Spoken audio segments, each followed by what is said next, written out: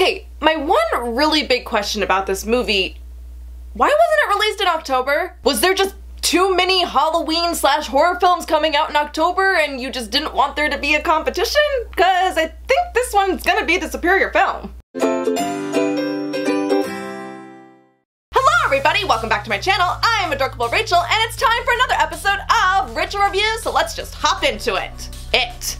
Let's hop into it. The new horror thriller film, It, is finally out. It's actually been out for a while, and I've been waiting for a good opportunity to talk about it, and of course with October/Halloween coming up, this seems like a good time, right? It's based on the really popular Stephen King novel that came out in 1986, and there's also a 1990 miniseries based off of it. I saw snippets of it, as well as the Nostalgia Critic review, and honestly, I'm good. It doesn't look scary, sorry. I don't think I need to waste 3.5 hours of my life on this movie that looks way too silly for me to check out. But I will admit that Tim Curry is the best part of that whole movie, from what I've seen at least. However, this film, complete 180. The plot centers around these kids in the 1980s in the fictional town of Derry, Maine, and they slowly realize that something is terrorizing the town. Other kids are disappearing, a lot of weird shit starts to pop up, and of course, what with it being a Stephen King story, we have a bunch of bullies who are picking on the kids. Sadistic bullies. It's important to note that because this is Stephen King. And it appears that all the weird stuff that's happening is coming from this evil clown who lives within the sewers of the town. He goes by the name Pennywise. Aw, that's cute. But besides making things disappear, he can also shapeshift and make the kids see horrific things that the adults apparently can't see. And this only brings the kids closer together because they soon call themselves the Losers Club and hang out together a lot, I guess. And they eventually try to find a way to stop this disturbing evil entity. Now, one really notable thing about this movie is that unlike the miniseries, this one actually does tell a linear story, and it's actually a lot closer to the actual book. Minus the orgy at the end. Please don't look that up. Rather than focusing on the adult characters and flashing back to when they were kids like in the miniseries, this one is only about the kids. We never see them as adult people. And because of that, this movie also basically just covers the first half of the novel. And I actually think it was pretty smart to go down this route because honestly, seeing adults just afraid of some killer clown, it was kind of silly and funny. But this story being told from the eyes of a child, that does make a lot more sense. And it also makes it a lot more scary. And also when the film ended, there was the title card again, but it said It, Chapter 1. So there's definitely a sequel in the works, and I'm sure that's gonna focus more on the adults, and yeah, I know I just said that sounds kind of silly, but you know what? They did a good job with this movie. Maybe they will find a way for it to work with them when they're adults too. Because we see that Pennywise isn't just a clown, it can also shapeshift into the things that these kids fear, as well as make horrific things show up that adults are completely oblivious to. Which is actually kind of weird because apparently a lot of adults are aware of what's going on, but they just choose to turn a blind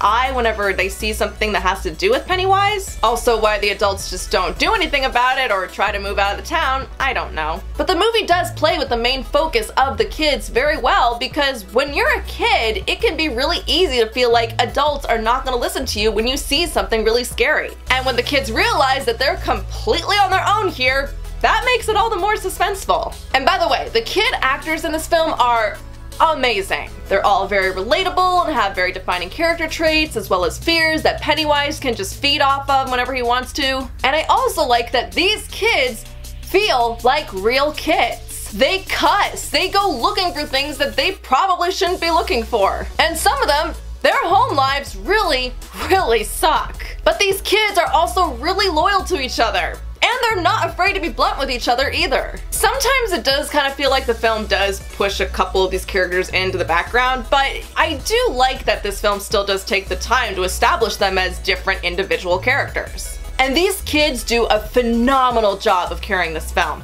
And also pretty sure when you watch this, you'll probably look at all of them and you'll be like, yeah, that one was definitely me when I was that age, or yeah, I definitely had a bunch of friends like those two over there.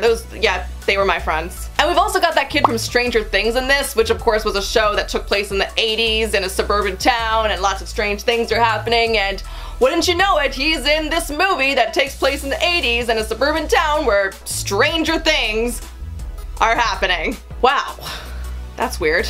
Also, I gotta say, I felt really bad for Ben, the little chubby kid, because him and Beverly have this really sincere connection with each other, and you're thinking, oh, that's so sweet. Oh, he's got a little girlfriend. I love it. But no, it turns out Bill comes in and puts the charms on Beverly, and well, let's just say Ben doesn't get any. And I was like, no, Ben, you were the really sweet one, and you wrote the poem, and oh, Ben. Why? Of course, I'm sure you guys remember that they gave the look of Pennywise a lot of shit when it was first revealed, but here's the honest to goodness truth. Bill Skarsgård as this clown is terrifying. There was not really any moment where I thought he was too over the top or hamming it up. This was a genuinely scary, threatening, I'm gonna eat you kind of clown. Here's the thing, when this movie first started and Pennywise is in the sewer and he's talking to Georgie, I already knew how this scene was gonna play out. So I was just sitting there with my popcorn, not impressed at all, and I was like, okay, scary movie, show me what you got. Come at me. Bring it. Just go ahead and try and scare me, you killer clown movie. But what I did not see coming, he bites the kid's arm off. Oh God, that's a child you just dismembered, you ass. And then I remembered, oh yeah, this is an R-rated movie. Well, this is not gonna be pretty. And from there, I was completely hooked on this movie. And I love Skarsgård's performance. The way they shot him, it looks like he's gonna eat you. Also, good on Skarsgård for not trying to be the next Tim Curry and trying to ham it up or be more scary. They're both very different performances, and I actually like this one better because it's more genuinely terrifying. So despite how silly this movie could have been, it surprisingly was really good. It actually does remind me a lot of the 80s films where kids just go on fun adventures, but more horrific and bloody. I love the creepy atmosphere of the film, and the cinematography is also just top-notch. It of course does have some horror movie cliches, it does have the jump scares, and it does have creepy things that we have seen in other films before. And this is a story that a lot of people are really familiar with, but it was just so much its very own thing that it still felt fresh and new. Stephen King has had a lot of good adaptations made of his movies,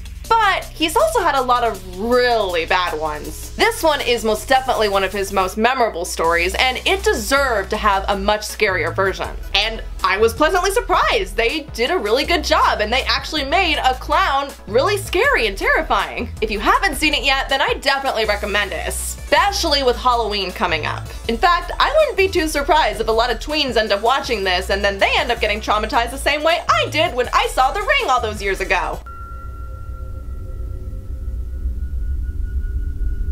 Samara? And if you're one of those people who don't like clowns, then guess what? This movie's for you.